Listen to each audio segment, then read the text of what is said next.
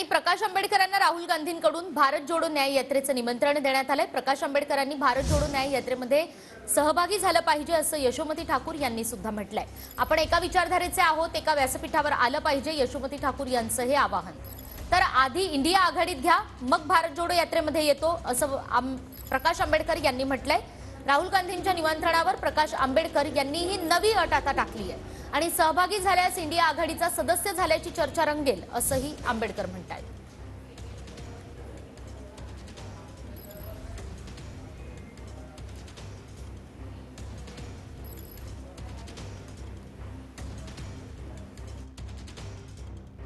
बिलकुल आंबेडकर साहेबांनी गेलं पाहिजे, आलं पाहिजे। भारत जोडो न्याय यात्रा आहे आणि आपण ही यात्रा संविधानला सुरक्षित ठेवण्यासाठी सगळं खटाटोप आहे। आपण एका विचारधारेचे आहोत, तर आपण एका प्लॅटफॉर्मवर आलंच पाहिजे।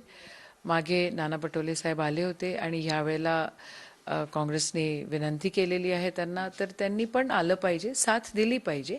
एकत्र राहण्यातच मतलब आहे, एकत्र राहण्यातच संविधानाला आपण प्रोटेक्ट करू शकू।